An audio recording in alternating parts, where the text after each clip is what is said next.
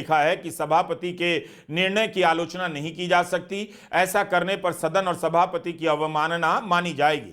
हमें सांसदों के बारे में एक नियम 238 का उल्लेख मिला। इसमें बताया गया है कि बोलते समय सांसदों को किन बातों का ध्यान रखना है। लिखा है कि बोलते समय कोई भी सांसद ऐसे किसी मामले पर टिप्पणी नहीं करेगा जिस पर कोर्ट का फैसला लंबित है, किसी दूसरे सदस्य के खिलाफ निजी आरोप नहीं लगाएगा, सदन की कार्रवाई या किसी राज्य की विधानसभा के बारे में कोई आपत्तिजनक टिप्पणी नहीं करेगा।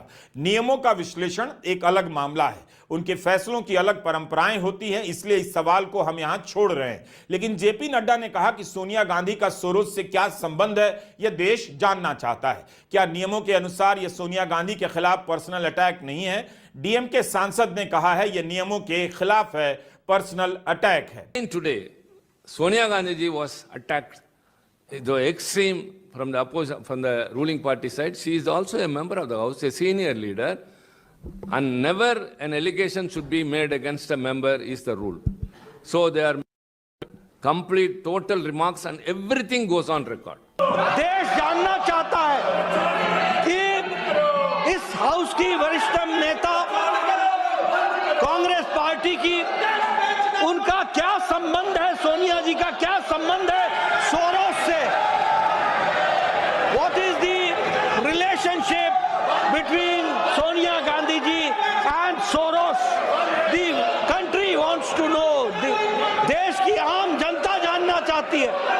जो सोरोस इस देश को डिस्टेबलाइज करने के लिए बिलियंस ऑफ डॉलर्स डोनेशन के रूप में देता है और उसकी आवाज कठपुतली बन करके यहां कांग्रेस पार्टी उठाती है और देश को डिस्टेबलाइज करती है।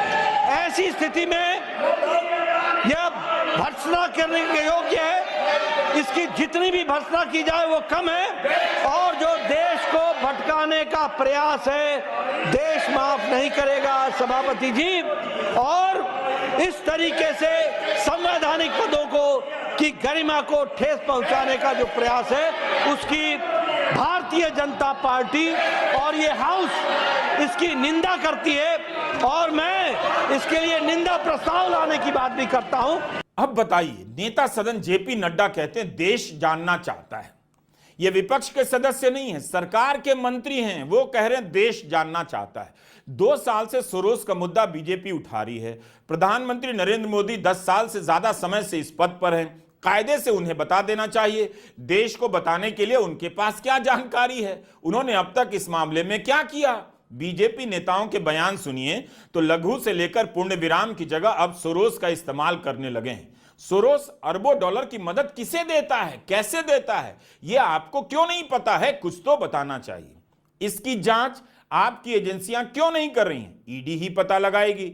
लेकिन क्या आपको पता है ईडी का ट्रैक रिकॉर्ड? कई अदालतों ने इसकी गिरफ्तारी को अवैध पाया है। बिना कानूनी आधार के गिरफ्तार करने पर ईडी को फटकार लगाई है। अब तो संसद में सरकार ने खुद ही कहा है कि 2019 के बाद ईडी ने 911 केस फाइल की है। 654 केस में ट्रायल पूरी हुई और केवल 42 केस में सजा हुई है। सजा की दर 6.5%। इतना खराब रिकॉर्ड है इस संस्था का, जिसके नाम पर राजनीतिक खेमे में दहशत मची है और विपक्ष के नेता बीजेपी में भागे जा रहे हैं। इतनी खराब स्ट्राइक रेट तो 10वें नंबर के बल्लेबाज की भी नहीं होती है। मनी लॉन्ड्रिंग जैसे गंभीर अपराध में ईडी के जांच का ट्रैक रिकॉर्ड आपने देखा तो देश यह भी जानना चाहता है। लेकिन नड्डा जी कह रहे हैं सोनिया गांधी का सोरोस से क्या संबंध है, देश जानना चाहता है। जिस देश के पास ईडी जैसी एजेंसी हो उस देश को कैसे पता चलेगा सोनिया गांधी का सोरोस से क्या संबंध है? लगता है जेपी नड्डा और संबित पात्रा को इन एजेंसियों पर भरोसा नहीं है, इसलिए ये भी सदन में और प्रेस कॉन्फ्रेंस में सोरोस कर